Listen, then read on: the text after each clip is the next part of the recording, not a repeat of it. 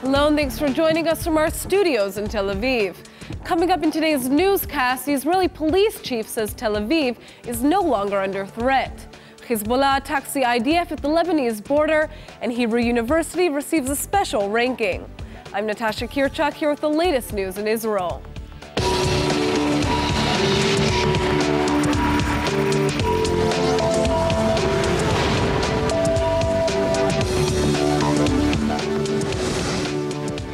Israel's chief of police has suggested that Tel Aviv is no longer threatened by the suspect in last Friday's shooting attack on Tel Aviv, even though he's still on the run. ולכן לעת הזו, מה שאנחנו עושים הוא דבר אחד ויחיד, לעדכן את הציבור, מה ההנחיות, ואת זה עשינו ונעשה. בהזדמנות הזאת אנחנו יכולים לעדכן החל מהבוקר שאפשר להוריד בצורה משמעותית את המתח בגוש דן. Police Chief Roni Al-Sheikh responded to criticism that the police are not keeping the public informed enough about the manhunt. Al-Sheikh stressed that the police must protect the tools they have for future operations, and that revealing details of the search could endanger police forces. אנחנו עושים מרדף משולב עם השב"כ, עם הרבה מאוד כוחות, ועם כוחות ייחודיים של משטרת ישראל, והמטרה שלנו שזה יהיה מהר ללא הפרעה. המטרה השנייה היא לא לפגוע בביטחון כוחותינו. ובסופו של דבר, אני צריך להביט בעיניים של הנשים, של הילדים, של האחים, של ההורים, אם חס וחלילה, בגלל יחסי ציבור, סיכנתי לוחמים בצורה שאיננה נדרשת. Police forces have arrested several members of the suspect's family, including his father. Milhem's family members are being detained on suspicion of accessory to the terror attack. Milhem's father reported his son to the police after identifying him in video footage of the attack.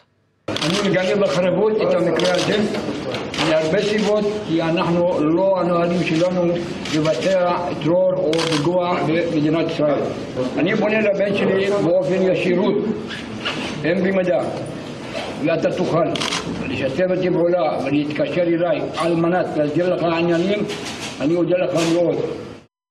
Police are still planning to further question Milhem's father. As of now, two police intelligence assessments suggest that the shooting suspect either successfully fled to northern Israel or the West Bank. Hezbollah has attempted to bomb Israeli army vehicles on the northern border with Lebanon, and the IDF is responding quickly. A large roadside bomb exploded near an IDF force on the Lebanese border near the Sheba farms. The army responded by firing artillery shells at Hezbollah targets in the area. There were no casualties on either side, although Hezbollah claims to have injured several Israeli soldiers. Syrian refugees near the border say they are worried by the dangerous cross-border exchange. وجيت الغزايف حدنا اجوا 4-5 غزايف حدنا وهربت الناس كلها نزلنا تحت شوف الناس كلها مشوا يلا بدهم يهربوا ينجوا برواحهم ما بعرف المهم نهرب من القصف بس. Hezbollah says the attack was committed by their cell named after Samir Kuntar. The Lebanese terrorist group has vowed vengeance for the recent assassination of the infamous terrorist, blaming Israel for his killing. The head of the United Nations peacekeeping force on the Israel-Lebanon border is calling for restraint against provocation and has ramped up patrols along the border. UNIFIL has launched its own investigation into the incidents. The IDF has reportedly been firing on positions in southern Lebanon for a number of days in an attempt to keep terrorists away from the border. The army has also instructed residents of Israel's north to stay inside their homes. Meanwhile, Israel is bracing for the possible collapse of the Palestinian Authority. Prime Minister Netanyahu has reportedly told the Security Cabinet that Israel must prevent its downfall. Government officials have been meeting to discuss the potential downfall of the PA and to prepare for worst-case scenarios. If such a collapse were to occur, Israel would have to take charge of both security and civilian affairs in areas currently controlled by the Palestinian Authority. Sources say that Netanyahu has accepted the defense establishment's recommendation to adopt an official policy of preventing such a collapse, although it is not clear what steps were being considered to do so. Some members of the security cabinet are reportedly opposed to strengthening the PA and prefer its downfall. PA President Mahmoud Abbas has warned repeatedly in recent months that there is a real danger of the PA breaking up due to the lack of any hope for a peace process. Following a massive manhunt, police have caught an East Jerusalem man suspected of trying to carry out a terror attack in Herzliya.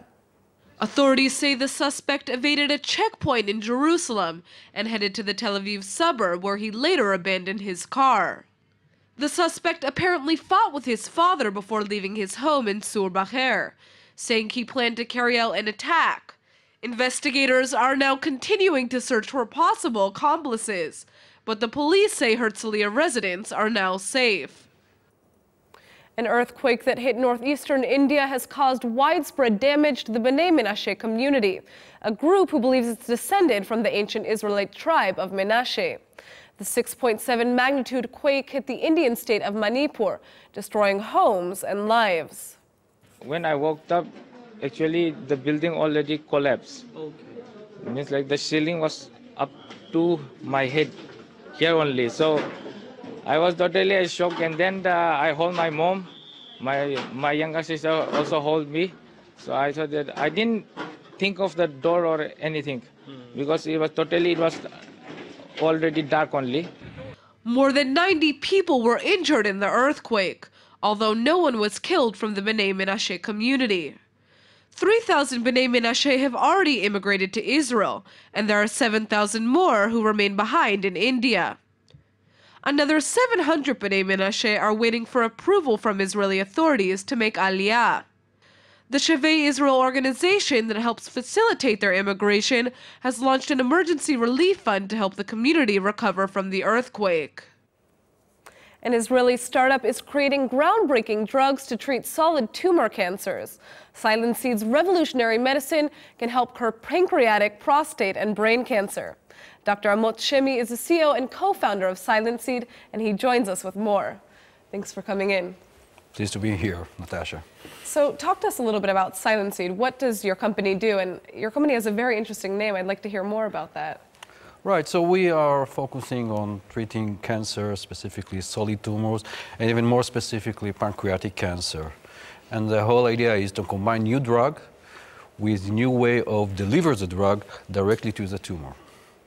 And your name, where do you get this name, Silent Seed? It is very important related to the technology which generally called RNA interference, and specifically you silence gene, the specific gene that causes the specific cancer. So the name comes from silencing seed.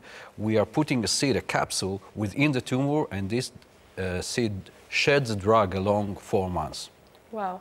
So your startup deals not only with the drug, but the process in which the drug goes into the tumor. Can you talk to us about that? Yes.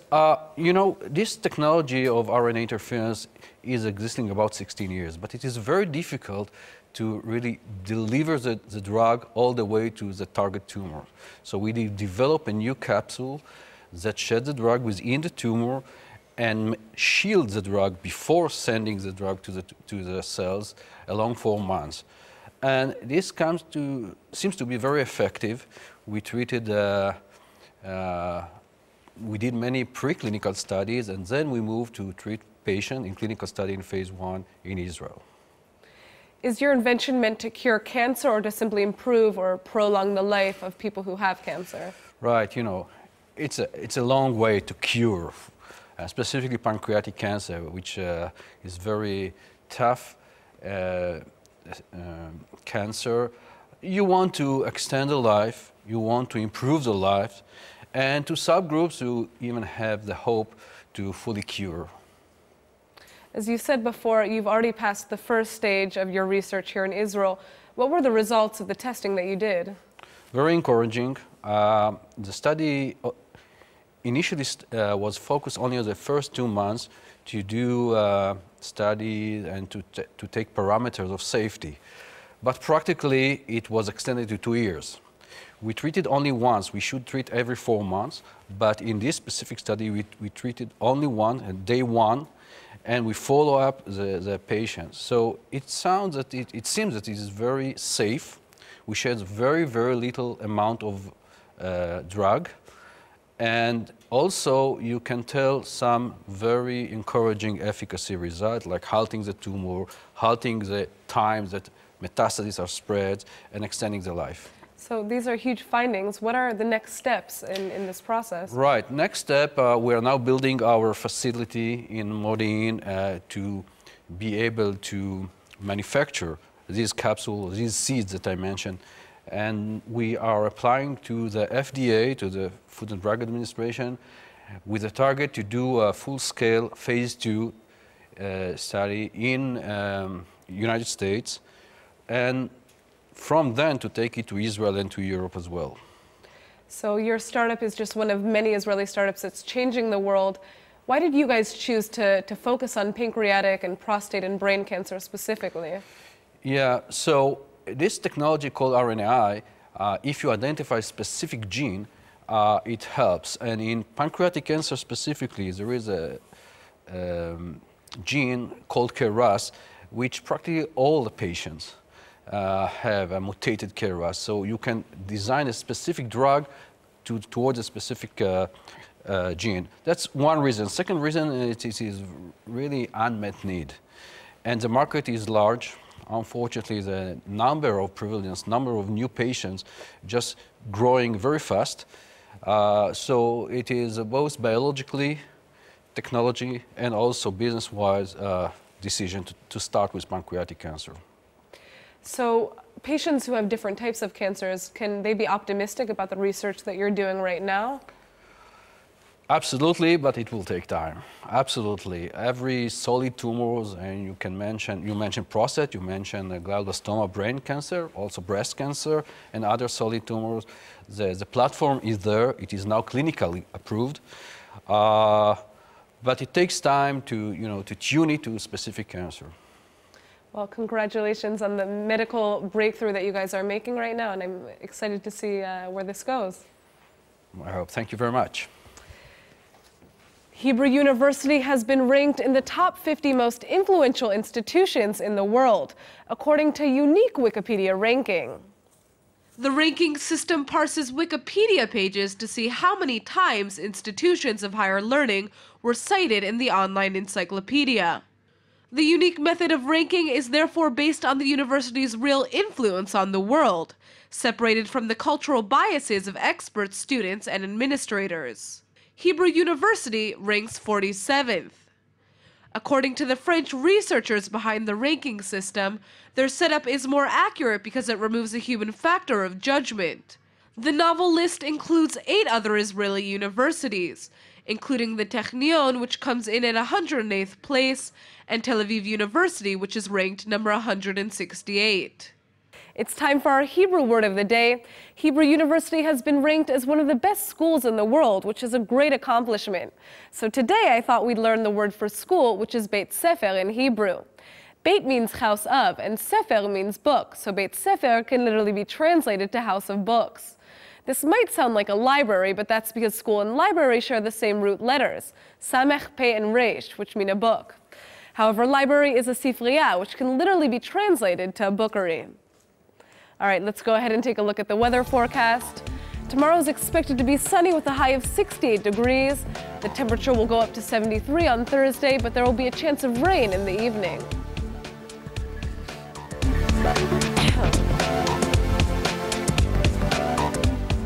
All right, everybody, that's it for today's news.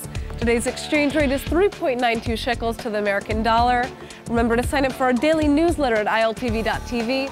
And don't forget to check out our new breaking newscast every morning at 8 a.m. Eastern Time. Thanks for watching, and we'll see you tomorrow.